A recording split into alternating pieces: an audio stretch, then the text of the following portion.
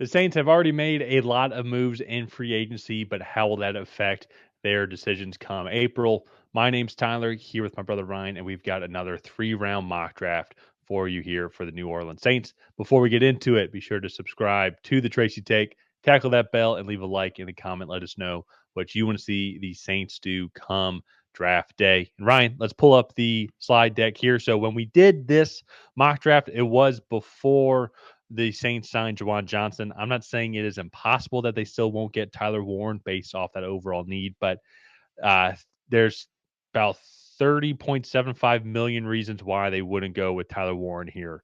And anybody who's wondering, that's the contract that Juwan Johnson signed with the Saints here. I do think it'd be very interesting as a whole if they kind of did that double tight end set, especially to, I think it would, in case if they did start to have offensive line injuries again and issues, you could do a lot of 12 personnel, really relying on Alvin Kamara in that running game. Felt like that was kind of their game last year. Was it was run the ball with Alvin Kamara or dump the ball off to Alvin Kamara, especially once when every receiver in the receiving room got hurt. And so maybe give them some more options. And so I still think this could be a skill position player here. Be curious to see which one. Like Matthew Golden Yeah. was still available. Maybe they go Meka Buka, pair him back up with Chris Olave. I think that might be kind of high. But they also could maybe go on the defensive side of the ball as a whole. But they've already made some other moves there as well. So, Ryan, I want to throw it over to you. Do you think they could still go Tyler Warren here? Or what other routes do you think they could end up going if they decide not to go tight end since they I, signed Juwan Johnson? I still think it's reasonable. I mean, I think in terms of skill position players, specifically like pass catchers, I still think he's a top 3 guy in this class. Maybe you put Matthew Golden ahead of him, but I think Tyler Warren and Tet McMillan are the 2 best pass catchers in this draft.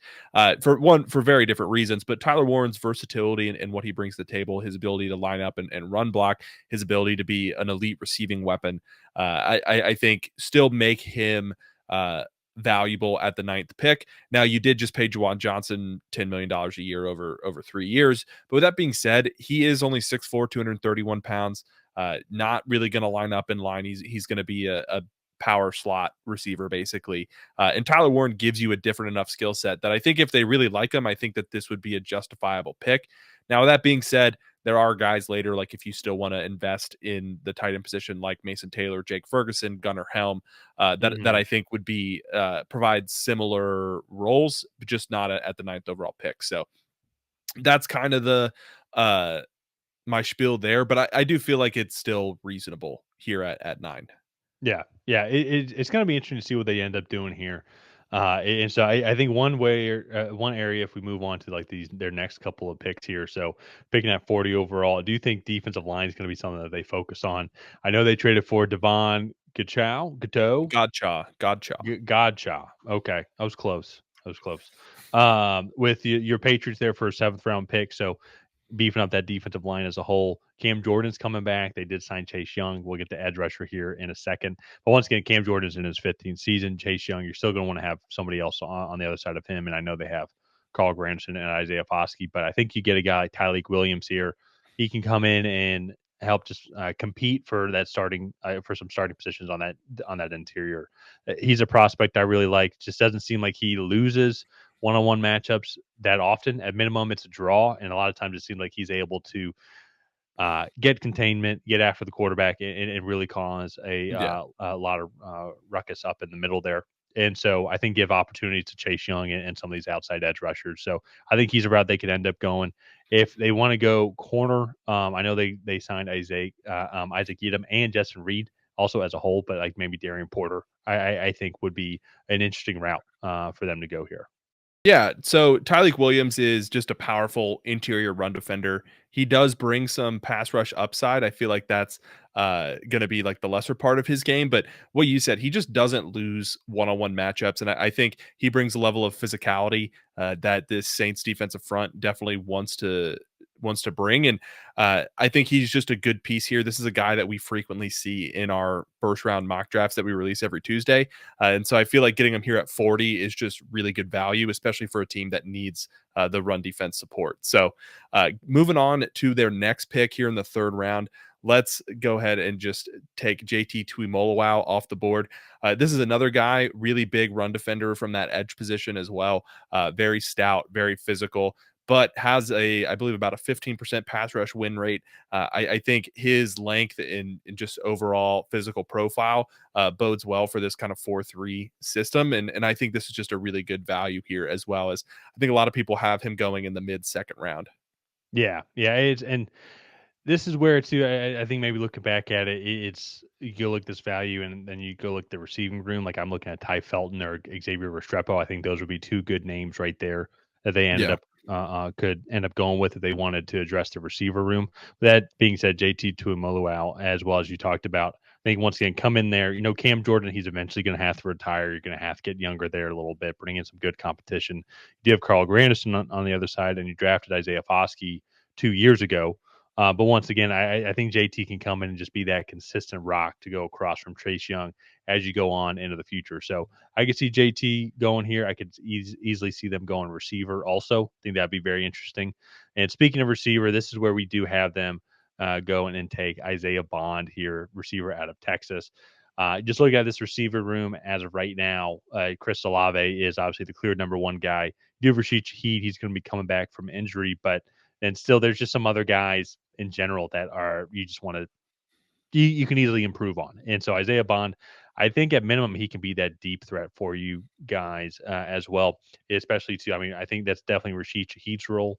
But at the same time, though, too, he might have a little bit. Rashid Shaheed might have a little bit more versatility overall, and Isaiah Bond could still be that deep threat. And I think he can Yeah. complement Chris Olave as a whole. So but that's if you don't like Bond, I think there could be some other routes. So you end up going in day three, or potentially instead of Tyleik Williams, that's where you can end up going and getting one of the top day two receivers like a Jaden Higgins, who I think would be a good pure X outside complement role to Chris Olave, go across from him in round two. So a lot of different options that they can end up going here. But Ryan, what do you think that Isaiah Bond would help bring to the table that I haven't mentioned yet?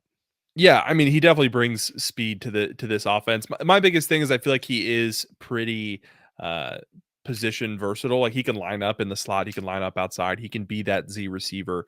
And so I feel like going with him here is good value.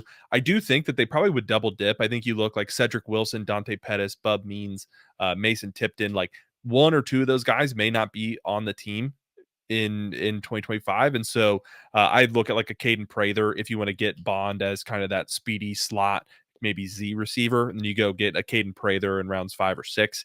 That can be that bigger X receiver and come in and compete for a roster spot. I think would be very intriguing for the Saints organization. But yeah, I think they probably go heavy on the trenches in this draft, especially that defensive line.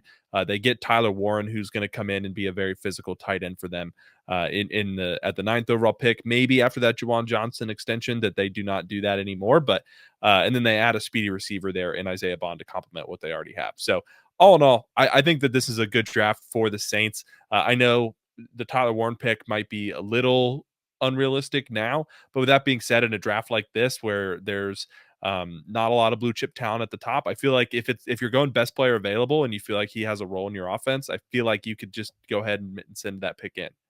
Well, and I think too, it's like at the time when doing the mock draft, it's like felt like we're predicting kind of what some of the moves they're going to make because we did the mock draft I think Sunday or Saturday night of like right before tampering started. So now we're recording this now on Thursday, March 13th. We now have like a clear vision of like what their set roster is going to be, and Yeah. so I think now looking at it, it gives the perspective of which route they might end up going here as well. So maybe they end up getting like Luther Burden at 9 or something like that, or maybe they end up getting a Emeka Egbuka and get a skill position player early on, and then focus on some of their other needs later. Just because they've kind of already set those, there's already a lot of defensive linemen that are on roster as of right now, and so like it gives some perspective on some other routes that they might end up prioritizing. So it's going to be interesting to see how the Saints manage the draft day and what other moves they make between now and when it is their turn on the clock. Yeah. So with that being said, let's go ahead. Let's wrap up this video here. If you guys have not already, please go ahead and like and subscribe. That is the best way to help out the channel. While you're down there, leave a comment on what you thought of the Saints 3-round mock draft. Did you love it? Did you hate it? What would you have done differently? And that we'll see you guys next time.